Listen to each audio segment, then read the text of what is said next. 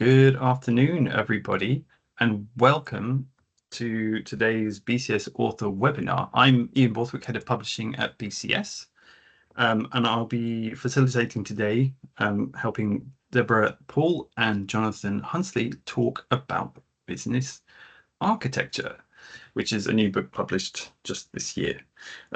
This webinar is being recorded, so everybody knows, and it will be made available later. The full YouTube playlist is actually available online now, and I will add a link to the webinar series and to the playlist shortly.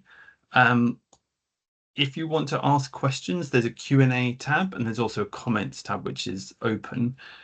Debbie and Jonathan are happy to cover off any kind of points that arise as relevant during the slideshow. But if it's something which needs to wait at the end, then we'll just hold on to it for the end of the presentation as well. So, as I said, this is an ongoing series of author webinars. We've had quite a few already. You can watch them. And we've got a good number coming up, including cyber and business analysis, data science, AI in business, and also one on a digital solutions collection, which is another a colleague of Debbie and Jonathan's who helped us with that. So yeah, really looking forward to those. And yeah, I will now, without further ado, pass over to Debbie and Jonathan to introduce themselves and to get the webinar underway. Excellent. So if I make a start, so I'm Jonathan Hunsley, one of the co-authors of the book. I'm really pleased to be here and thank you all for joining. Looking forward to the questions and answers. Debbie, did you want to quickly introduce yourself? Yes, I'm Debbie Paul. I'm also a co-author on the book. I'm the CEO of Assist Knowledge Development.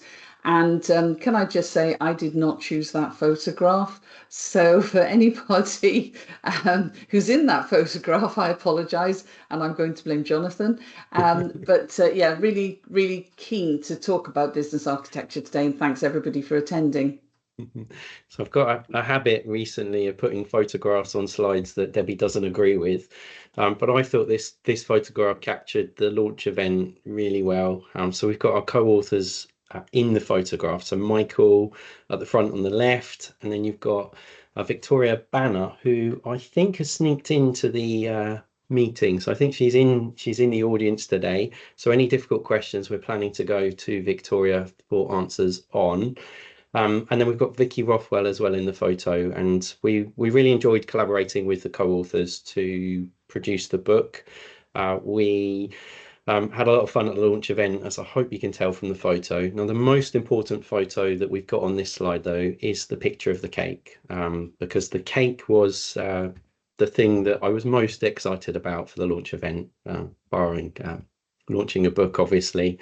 But it tasted good as well as looking good. So let me talk a little bit about the book then. So you can see on here the structure of the book. These are the chapters. We sought to take a outcome-focused perspective of business architecture, and we're particularly interested in outcomes for the organization and customers of organizations. So in the public domain, it would be users of services or stakeholders of the services. But outcome centricity was really kind of focused on as we were building the book, and we really sought to move the conversation forward. I'm not going to read out the slide. You can read out the contents. You can read the contents of the book yourself there. But what we've sought to do is take a multi-dimensional view of business architecture using lots of the different lenses that you can apply to look at business architecture. We've covered quite a few different frameworks. So in there, you'll see TOGAF and Zachman, the Poppet model.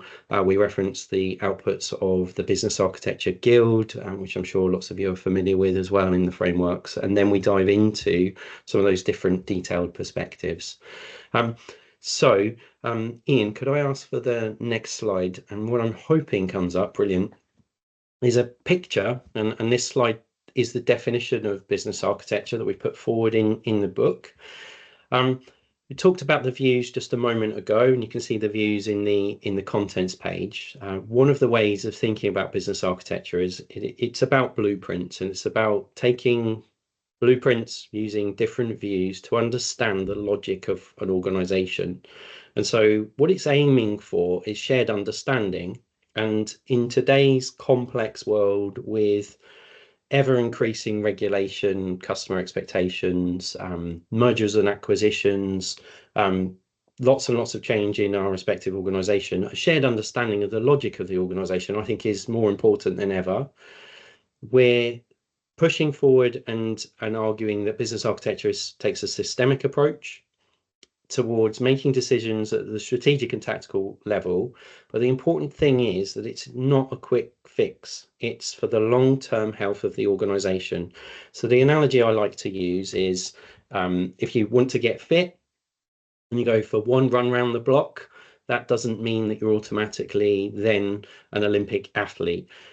This is about sustained strategic and tactical decision making in a collaborative way that helps the long-term health of the organization. It's not a quick fix, but it is intent on helping the organization improve towards whatever its strategic and tactical outcomes are. And there's lots and lots of blueprints in the book and within the discipline of business architecture.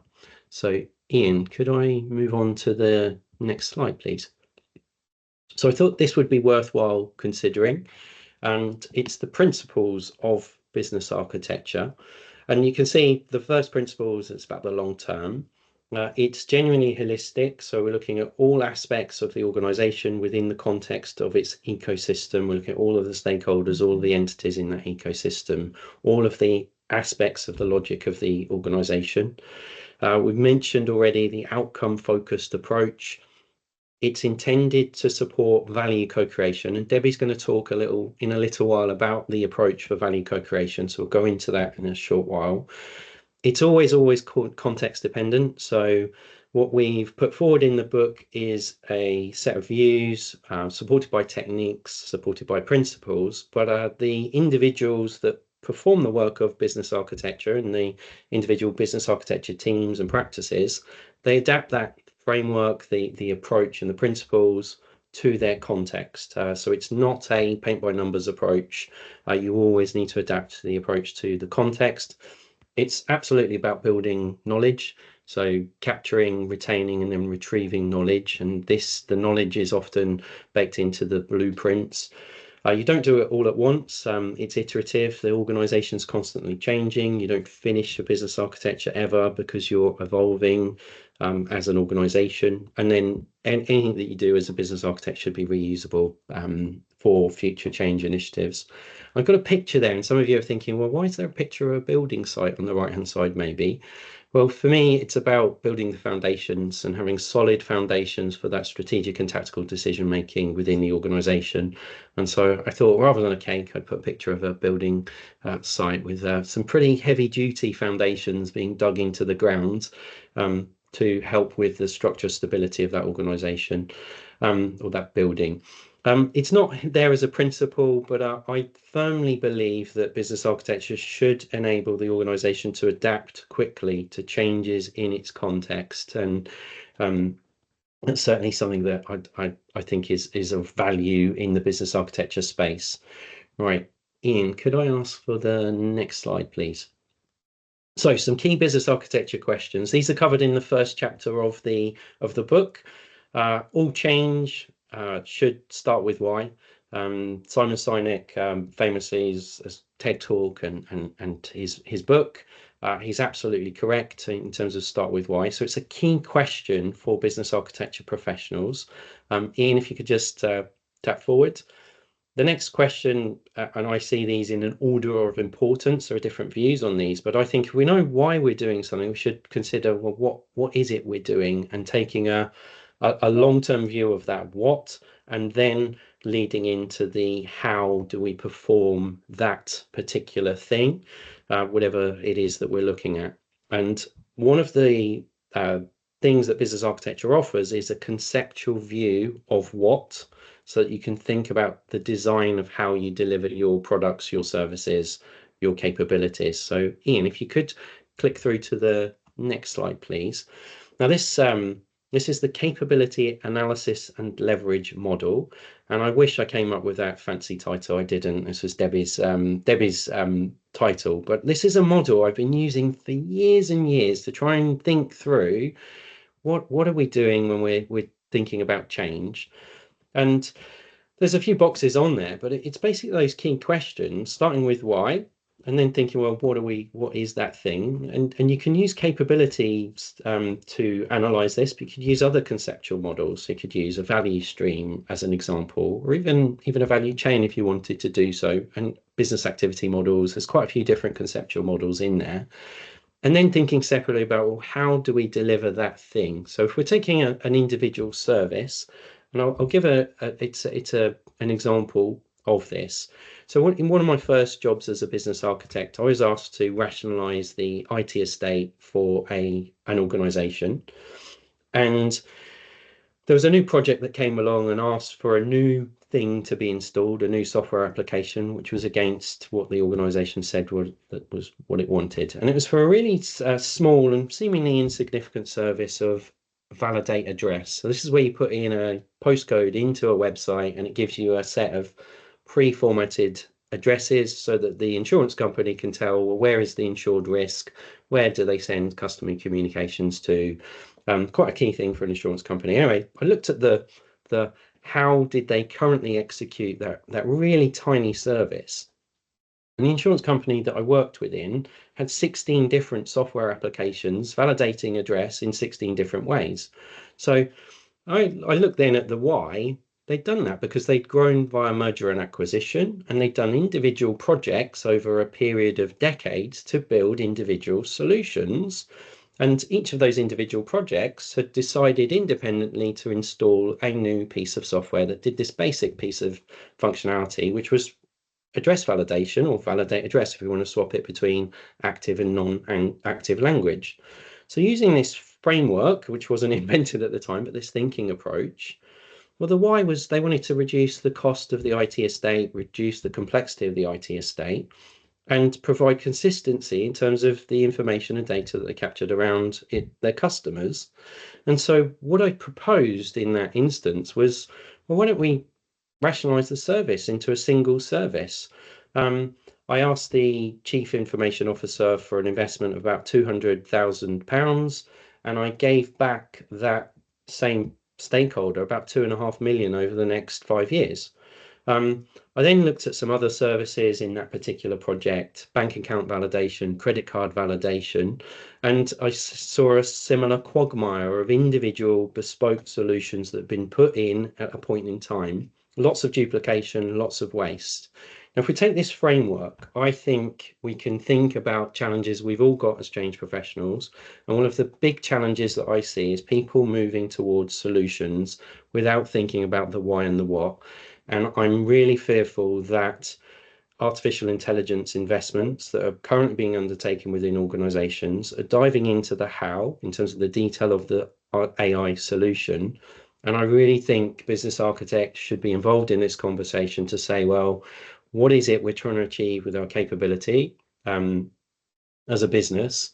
And why are we trying to uplift capabilities before we choose individual bespoke solutions? And I'm really fearful that in 5-10 years time, organizations might be looking back at their individual AI investments and wondering, well, why was it that they made the changes that they did? And was it completely joined up? Did the investments in AI help with the long-term health of the organization, or did they do the opposite? And these types of models that are in the book, I think, are really helpful for promoting this type of thinking and facilitating a discussion on these types of issues and opportunities within organizations.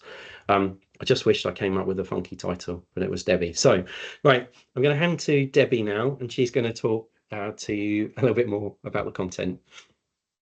Thanks, Jonathan, and thanks, Ian. Yes, so as Jonathan has said, in writing the book, we were very, very keen to take a very outcome-focused view of business architecture because, as the definition showed, what we want to look at is really supporting the organisation with strategic execution and ensure this long-term health of the organisation moving forward. And that relies on things like having reusability and understanding the assets that we have, usually in terms of capabilities that we can leverage, that we can actually use to apply and adapt to changes in the business context.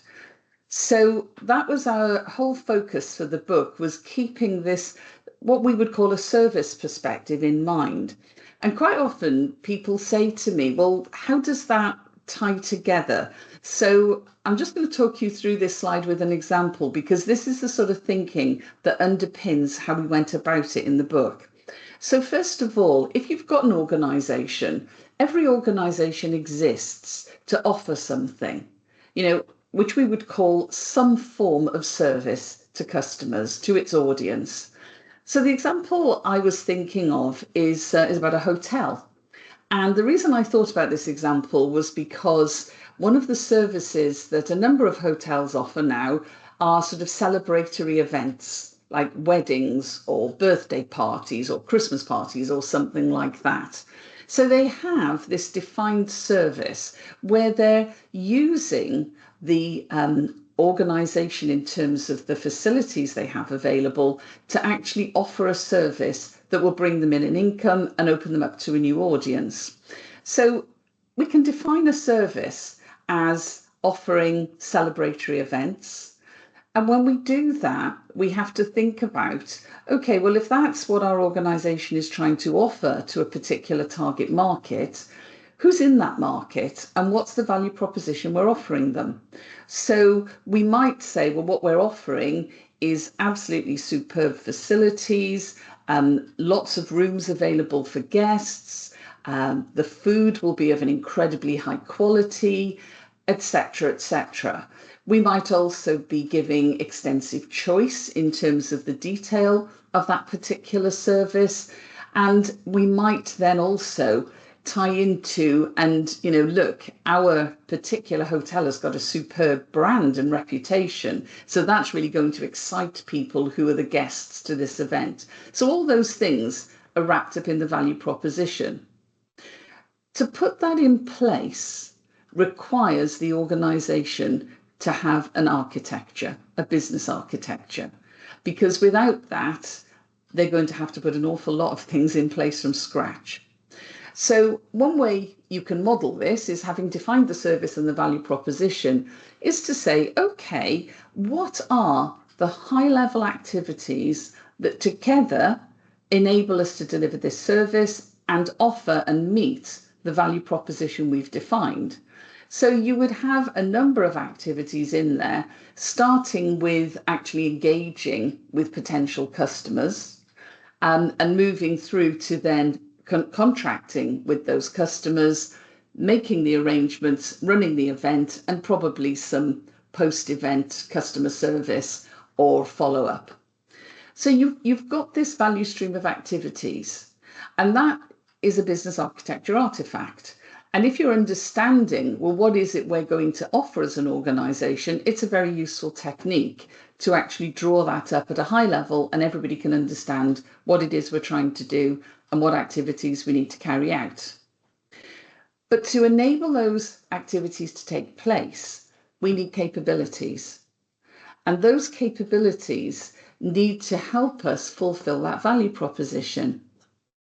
So in my hotel example, what you would expect is, if I've got an activity around contracting for the event, that I would have people who know how to put that contract together, who know how to discuss the different choices and availability and all the elements of the value proposition. I'd also expect that the capability would access certain facilities. In the case of contracting, it could be some sort of online system. I'd expect there to be processes and standards that are followed. I'd expect there to be somebody who can actually have the license or authority to put that contract in place. And I'd expect a capability to include information that the person needs to actually carry out the activity. And that would carry on through all of the value stream. But what do you do if you get to the activity where you're actually putting the event on and the skilled personnel actually aren't as skilled as they should be? and the facilities and equipment aren't quite what was promised. You've got a gap in your business architecture.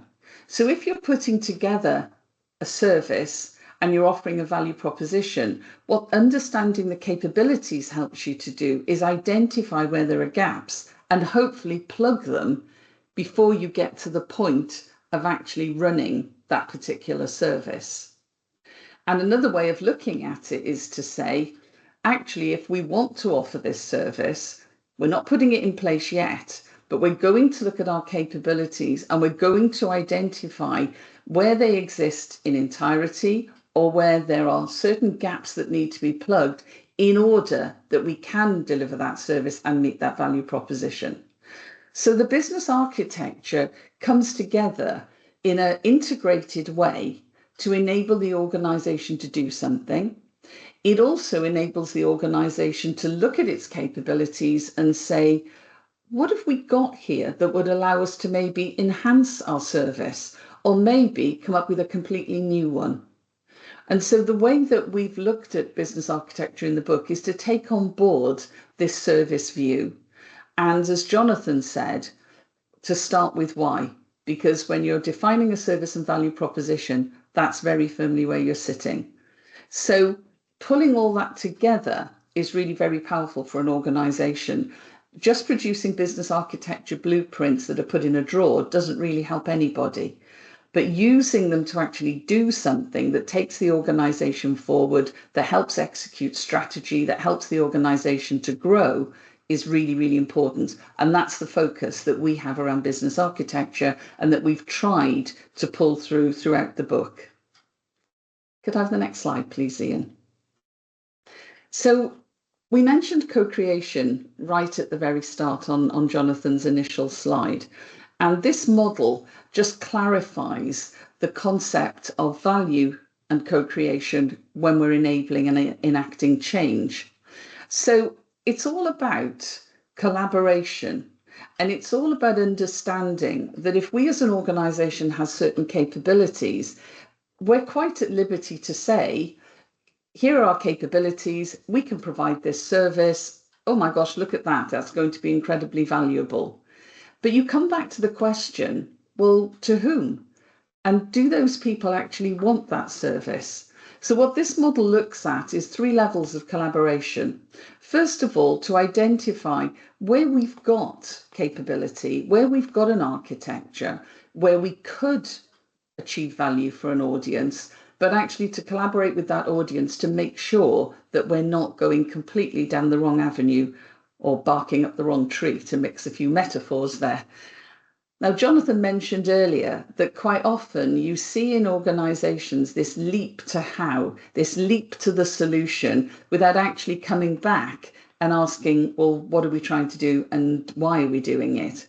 So what this model says is until we've identified where value might be achieved, which is your why and what, we shouldn't really start collaborating to develop the solution.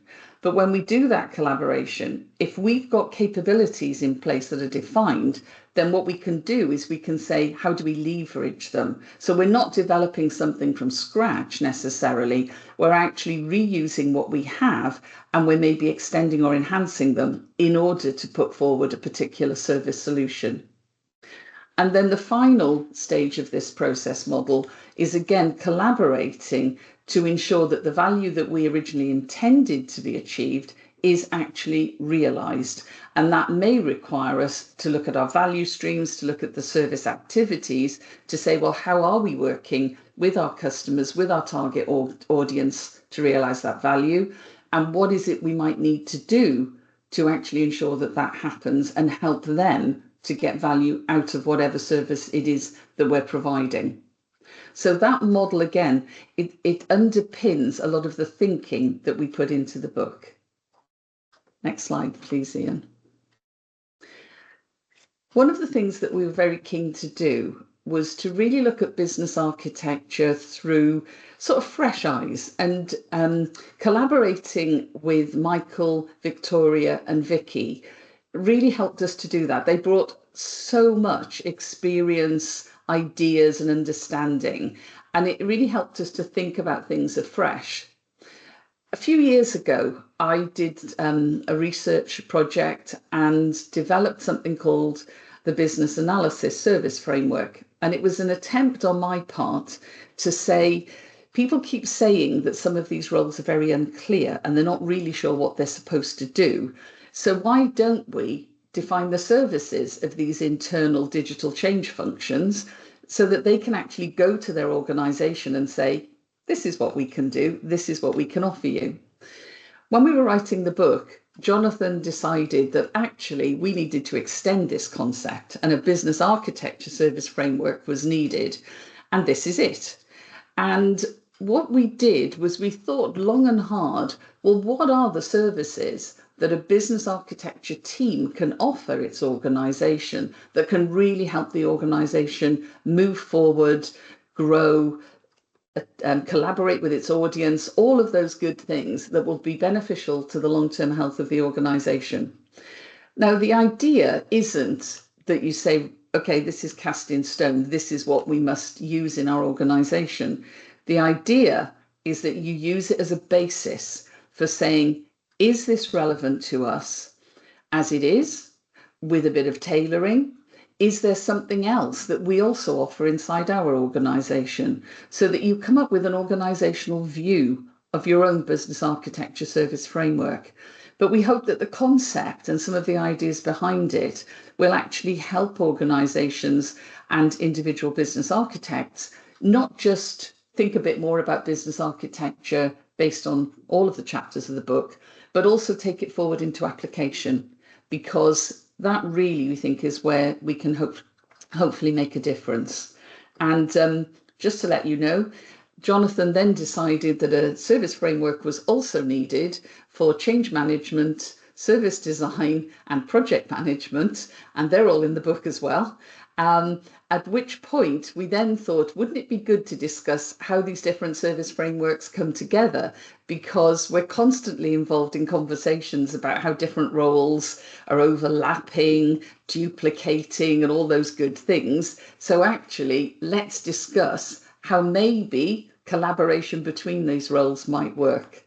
And that's basically what we did in the book. So the last two chapters look at the service frameworks and look at how different roles can work together.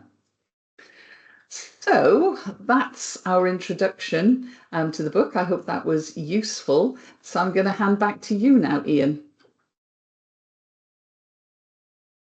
Thank you very much. We are on to the Q&A section. And we do have one question at least, which has been posed. It's actually quite a meaty one, so that's good. It's, what role can business analysts play in delivering business value with business architecture tools and techniques? Great question. Do you want to take it, Jonathan, or do you want me to start, or what? Yeah.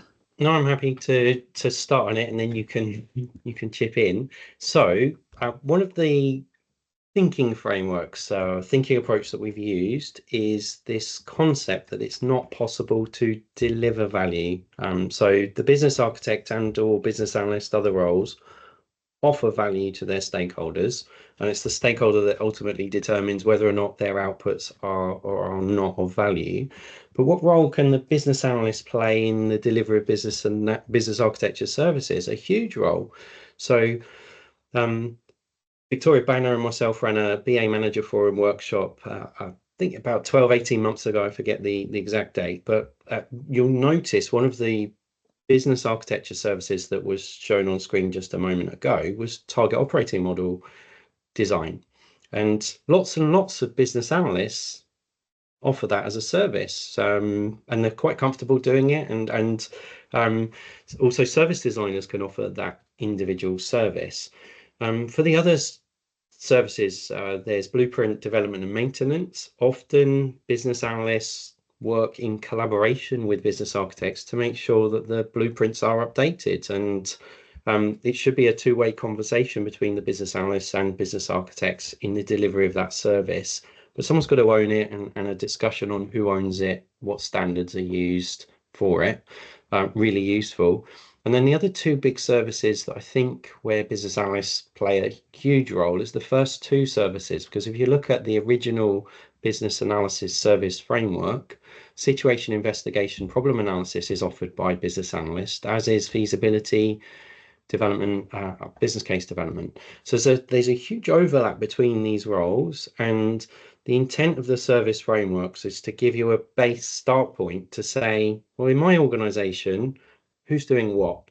And it might be that some people are skilled in doing the delivery of business analysis and business architecture services. It may be that they're not. They may not be comfortable offering services from the two service frameworks. So that's my start of an answer. That is quite a big question. So Debbie, what have I missed? Well, I don't think you've missed anything, but I think I'll add some things if that's okay. Because, I mean, at the heart of me is an analyst. Okay. I so believe in analytical thinking. I cannot emphasize it enough. And I see so many things going on in the world in various organizations. And I keep asking myself the question, did anybody think about this? Did anybody actually analyze? And, I'm not going to go into some of them, but I can think of so many where I keep asking the question, did anybody go back and ask why they're actually doing this? Okay. And that concept of thinking about why, I don't really distinguish between being a business architect, a business analyst, a service designer, a project manager, whatever. It's just absolutely fundamental. And I just see so many organizations. There's quite a big one going on at the moment in the public sector where I just keep asking, where's the why here? Where's that underlying way of thinking? And then where's the analysis? But then coupled with that, if you think back to the example I just gave about the hotel service, if I'm looking at anything, and in Assist, I'm probably the lead business architect. Jonathan and I were talking about this only earlier. I love a value stream diagram. I don't care if it's a business architecture artifact, business analyst artifact. I really don't care. I think it is a superb model. And the reason is because it allows me to think logically about what is this end to end that is going to offer something. But then sitting underneath that, you've got these capabilities that are enabled by all those different elements that I mentioned, and the capabilities enable the activities in the value stream. And sometimes you look at it and you think, well, actually, we could do that or we could enhance that, but we haven't got that working well, or this has been identified as a problem area. So to my way of thinking, the analysts then have to come to the fore because they're the people with that analytical mindset who can really dig inside, really ask, okay, what's the root cause of this problem? What is it that we're trying to achieve here? What problem are we trying to solve? And where do we move to actually coming up with a solution by understanding, maybe in a bit more detail, what the requirements are, what the more detailed processes need to look like.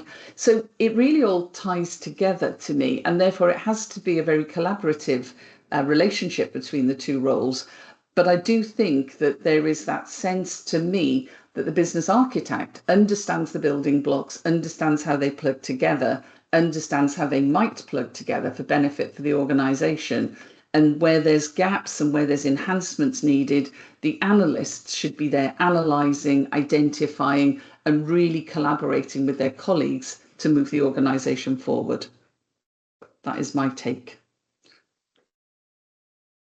Thank you very much. That was excellent take. I do have another question. I do have a question prepared for myself, but I will get to the Q&A first. The next question is really about how do you sell the benefits of business architecture and get it appreciated, get it felt that this is actually something which is useful and worthwhile, particularly in big organizations where it can be missed, but also where can it how does it best work in moving forwards within a team? Is it strategy or is it business change team? Is it BA team? Obviously, in some cases, some of those teams may not be the most, self congratulating when it comes to doing things or self promoting, which I think is a key part of it. Debbie. Well, I was going to say, Jonathan, as out of the two of us, he's a much better promoter than I am. I don't know if I go that far, Debbie. Um, so I think that there's a risk that you see all of the services and all of the models, the views, the blueprints, and you think, oh, I've got to do everything all at once. And I think there's some business architects and enterprise architects fall into this trap, but I think you show the value by solving the pertinent problems, opportunities inside the organization. So you don't do business architecture for the sake of business architecture. That's not the point. The point is you should be doing the work to help the organization move forward. So for me, how do you sell the benefit of business architecture to the organization? Well, you use the approach, the services, the views to help the organization move forward. And and I'm now going to sit on the fence, which I'll get splinters, but how do you sell it depends on the organization and what it's challenged with. So if you've got a merger and acquisition, if you've got a cost-cutting program, if you've got the desire to launch new products or services more quickly than you currently do, they're different challenges. So I think you sell the benefit of business architecture by helping the organization move forward. And so it's not there for the sake of doing business architecture. It's you prove it by doing it. And so if I go back to my strange example of the services that I was rationalizing, I didn't share with anyone that I was using business architecture to save the organization money and to cut the number of software applications that they currently had. I sold them the business case of the outcome of the initiative. And I happened to be using a combination of the business analysis and business architecture techniques to do that. But the stakeholders didn't really care how I achieved the saving or the reduction. It was about the outcome.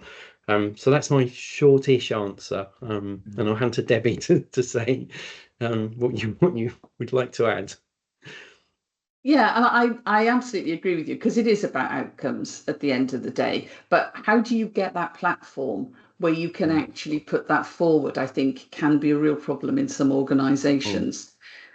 One of the reasons why we put the service frameworks together was actually because there seems to be so much confusion at the moment. There seem to be so many different roles emerging. And I actually had a conversation with somebody a little while ago who was in an organization where they had changed the roles.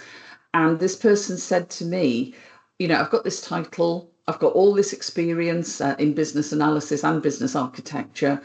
I haven't got a clue what I'm supposed to be doing with this new title. And that is not an uncommon sentiment that I hear. And so having something that says, actually, let's set our stall out was actually where we were coming from with the service frameworks. But that's not the end of the story. That is almost the start of it because it gives you a basis for setting the stall out. I think as well that you need to have some live examples like the one that Jonathan mentioned about outcomes that can be achieved so that people can see that benefit for themselves. Because coming back to something Jonathan referred to recently in this webinar, you can't go to somebody and say, if you allow us to do this, we will deliver value to you, because actually that's sort of meaningless. But if you can actually demonstrate how value can be offered and realized by engaging with it and explain that, then I think you've got a better conversation to be had.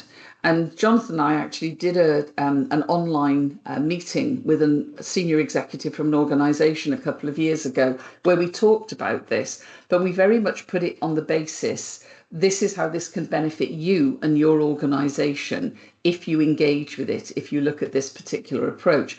And they really were quite excited about it because I don't think anybody had quite presented some of the digital change roles in that way. So I think there is that sense of being able to set out your stall, but also being able to say, but this is how it can be beneficial for you and for the organization. This is where it could take you.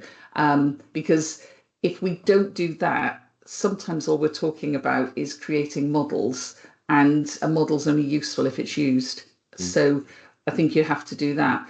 There is one other thing I would say, which is slightly left field, really. I have a bit of a thing about impact analysis. Just going to throw that out there. Lots of organizations come up with ideas, suggest solutions, do all these things. And I'm somebody, as I say, I'm quite analytical. And I always think, okay, what's the impact of going down that road? And what are the other options? And once you start asking those questions, you quite often get people thinking. And when they're thinking, they start to see that maybe there are other aspects that need to be considered. And I think that's when, almost, a little bit surreptitiously, the business architect, business analyst, even change manager can sort of sneak in, if you like, and actually open up the conversation that not only enables them to say, this is what we can offer, but it actually demonstrates that way of thinking is quite valuable.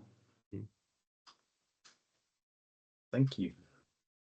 I hope that helps to clarify on those questions. If you have any follow-ups for us, do please drop them in. The next question is looking at the relationship, and if you have any examples here, that would be great, between value streams, capability, and processes. In particular, there's where's the handover point between the business architecture activity of business capability mapping and the more detailed business analyst activity of process mapping. Okay, Jonathan, do you want to go? Or? That's a tough one. Big one. So, a capability is a task or action that the organization can perform or has the motivation to perform. So, one of the ways I like to think about a capability as an individual capability in the entire model is that it's a high-level list of requirements for the organization, what it wants to do, what it wants to execute. So if we have a capability model, it gives us a view of what the organization can do. The value streams are how do we deliver the service, the major high-level activities that are a active view of the organization. So we've got this static capability view and we've got an active value stream view. So you can start with either of those when you're looking at a problem or an opportunity. So you could start by saying, right, what capabilities do we need in order to execute something? I think a more logical place to start is, as Debbie described, with the value proposition and the value stream, because then it's outcome and it's customer centric. But then you can think about the underpinning capability and look at the elements that underpin the capability, the standards and authority information, etc. But I see the value stream as a process view. So one of the elements of that question was, well, how do these three things fit together? So we've got a value stream that we've got shared understanding of. We know what we've got a shared understanding of the supporting capabilities. We can then dive into, well, what are the detailed processes that support the delivery of the value stream? And I personally, and it's in the book, I like to use a model called SIPOC, so supplier, input, process, output, customer. And it gives you a more detailed view of what's going on in terms of the process language. And I use that. I'm going to throw in another model that is in the book as well. I often like to see a systemic view of the whole organization. So I use a business use case diagram in order to achieve that for an individual business system, or I could build the business use case. So it's quite a complex set of individual techniques that are each individually offering something. And the way that I use these models might be different to the way that Debbie uses the model, or different to the way that you use the model. But you've got to use the models in a way that makes sense in your context with your stakeholders. It's not a prescriptive approach. I'm not saying that you have to use the models in the way that I've just described, but I hope that starts to answer that question. Debbie, what's your view on that question? Yeah, I mean, very much the same as you. I mean, I, as I said just now, I really, really like these ways of looking at organizations. I do find some of the models that you've mentioned really useful. I do love a value stream diagram, as I said. The reason why is because it gives me logical clarity about what's going on. And we sometimes talk about having that sort of mental map in our heads of a situation. And these sorts of diagrams allow you to hold them in your head, and you can sort of then see, okay, this is the overarching view. To me, that's a very architectural view. Okay. And I use that a lot. And, in our company, every single service has a value stream diagram associated with it, where we're very clear what the high level activities are.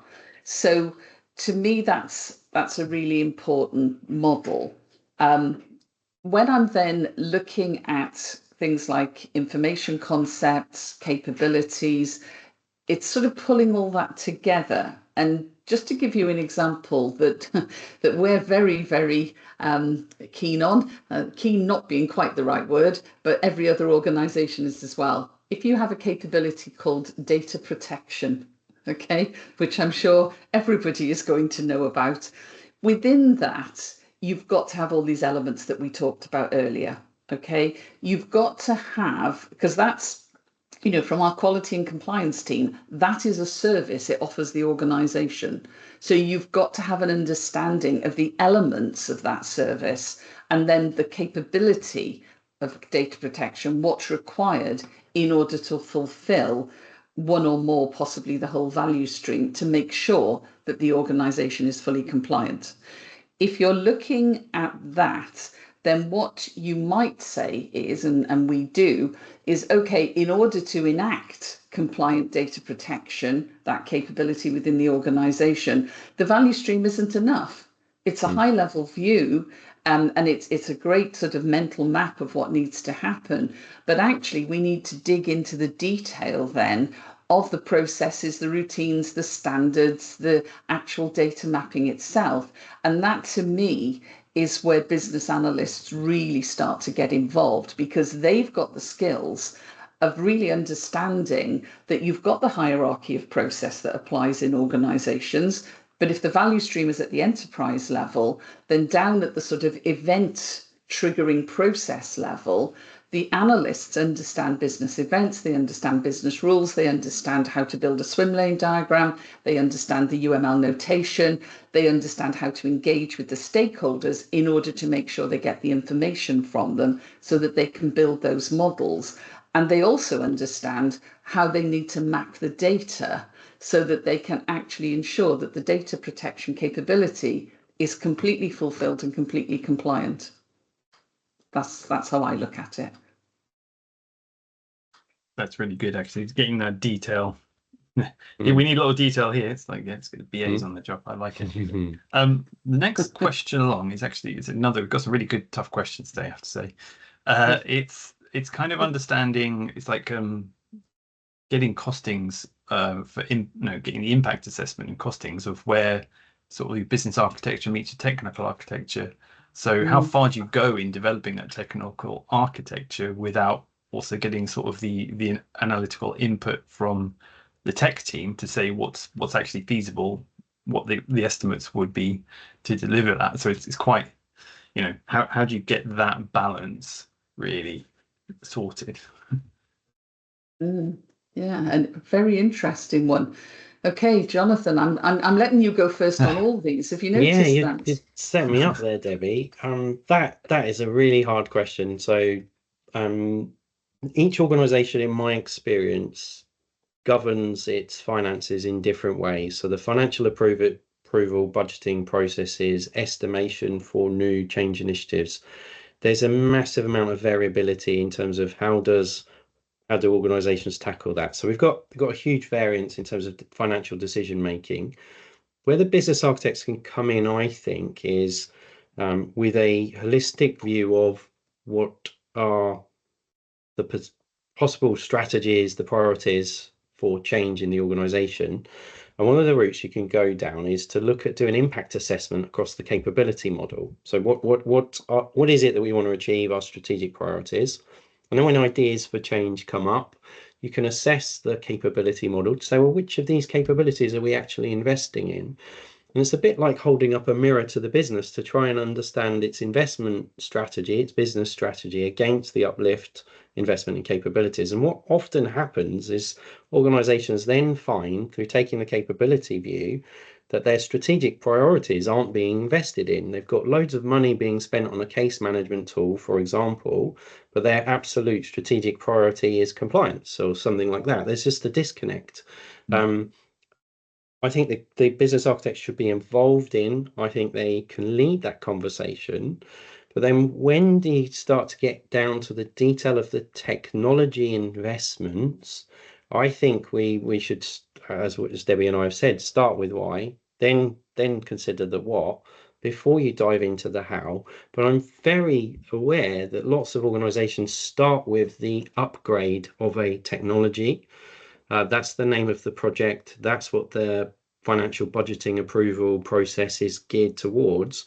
And so this is a huge question. How do you get organizations making technology investments to do that in a considered way that helps with the long-term health of the organization? I think it's like a PhD or multiple PhDs to look at this as a problem within organizations and to build out understanding of how to enhance this.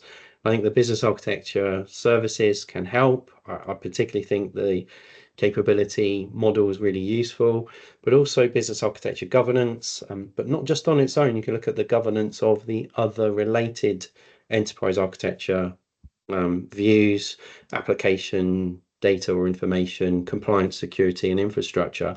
How does the business architecture governance fit with those other governance lenses? And then how is it the organization's making its decisions? It's a huge question. And I'm going to hand to Debbie to see what other thoughts you'd add to that one. It's interesting, isn't it? Because one of the things that strikes me immediately about this question, I think is where you started, Ian, is around the financial aspects. Because I really believe that whether you're a business architect, a business analyst, a project manager, you really should have an understanding of commercial finance. And without that, I think you're driving without looking in the rearview mirror, to be honest with you. And similarly, when you're looking at things like options, impact analysis, understanding that financial underpinning is absolutely vital. So I would start by saying, whatever the role, people should understand finance. And there's a sort of an added element to that as well, which is acumen, because sometimes people understand what the documents are, but they don't necessarily play it forward into a proposed initiative, change, or solution. And I think acumen is what makes that work and bridges that gap. So I'm going to start by saying I think everybody needs to have that, okay, because it is important. With regard to technological solutions, it's really interesting because you can take it right up a level to something like pestle analysis. And I can remember for years talking about pestle analysis and saying to people, you know, that T, which stands for technological, who do you think is responsible for understanding what's out there technologically and seeing what could actually help address a problem, grasp an opportunity or whatever that is facing the organization? Because in my head, I actually believe everybody who works in digital change should be looking at, well, what technology is out there? You know, what is it that it's going to offer our organization? And just at that very high level, I think we all have a responsibility to be thinking like that. And at the moment, obviously, everybody in the world is having collective hysteria over AI. But actually, some of the tools that are around, we've been using for years, because it hasn't been a no AI, now suddenly there is. It's been a very sort of gradual progression, and it moves faster and faster and gets more and more complex, but it has been going on for a long time. And I think a lot of organizations are using tools because they've identified they suit their context, because somebody said, do you know, we've got a situation here, and actually I've come across this tool that can help. I think also that the people working with the word business in their title ought to collaborate very closely with the people with the word technical or technology or infrastructure in their title. I think there needs to be a sharing across communities. A lot of organizations are really good now at actually building communities of business analysts, you know, business architects, project managers, software testers, whatever it is. But actually working across those communities, I think, is a really, really helpful step forward. And I don't see quite so much of that, if I'm honest with you. But certainly when you work in a small organization like we do, we talk to the tech team all the time. We discuss what's out there. We discuss the tools that are available. They bring ideas, we bring ideas, and we work out how it can impact the services that we offer. But I think in larger organizations, you still need that cross digital teams discussion and community, because you then get a synergy that actually brings forward far better and far more extensive ideas and possibilities. So to me, that again is absolutely essential. But I do think we should all be curious, we should all be aware, and we should be looking out for things. And if I tell you, we use a product in Assist.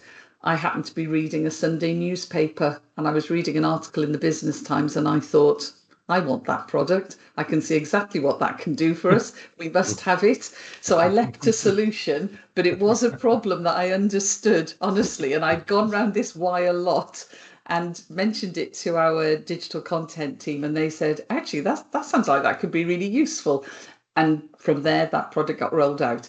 But it's that thing of just everybody being curious and looking for these different opportunities, and collaborating with their colleagues. Thank you. That kind of there's room, I think, for just one final question, really. The next one is actually talking about that collaboration and working colleagues, but it's about what is the key kind of tool, I think, is what the question is here, to help get capability set up in an organization, like a complete capability framework. Is it just piecemeal and build up over the years, or is there a specific piece of focused analysis that can get the complete view? And I guess, is there a tool which helps to do it? Can you do it in one fell swoop, I suppose? And this is in the context of a large government organization or a local government organization. I think you should tackle this one first, Debbie, just to change the pattern. Okay, well, I'm going to be very quick because I know we're running out of time. But to me, the key thing to understand is what capability actually means. I talk to an awful lot of people, and they substitute the word capability for competence, and they focus entirely on people. People is a really key element of it, but you do have to understand the other elements as well. If you understand all those other elements, you'll know what you have within that capability, and you'll know what you need to put in place. Sometimes most of it will be there, if not all. Other times there are big gaps. And I think using that framework is actually the most important thing for me when it comes to capability, because otherwise you can make assumptions there's a capability, and actually it falls apart as soon as you try to deploy it. That's my very quick answer. If I jump in then, so for me, business architecture is all about knowledge. So retaining knowledge, so capturing, retaining, retrieving knowledge. And if we're going to take a capability view, we should take a knowledge-based view. And if you're building a capability model for a large government department, stand on the shoulders of giants. Someone else has already looked at that as a capability, or a set of capabilities. Look at industry reference models. Some will be really well formed, some will not be, so you've got to digest them. But yeah, use what's out there and do that research and work collaboratively to expand, iterate on the definitions. Don't be too dogmatic as well, because there is a risk of that. But that's my short answer. I know we're running out of time, Ian. Thank you very much. Got a good reception to that one. So yes, thank you both, Deborah and Jonathan. I'm sure everybody here appreciates your time and your insight actually on this, and it's great to get that knowledge sharing going. So everybody who's here will still know that we have the book available. It's via shop.bcs.org. It's the best place to go and get it, and there is a discount code in the comments available to use at the checkout for a discount. So please do jump in and have a look at that. Otherwise, I'd just like to say again, thank you to the presenters, and thank you to everybody for attending today. Look forward to seeing you at a future author webinar. The recording of this will be made available hopefully by the end of the week, but it should be very soon. Any questions, don't hesitate to contact us at publishing@bcs.uk, via the shop.bcs.org if you like. And yeah, look forward to seeing you all again soon. Thank you very much. Thank you. Thank you. Bye. Bye.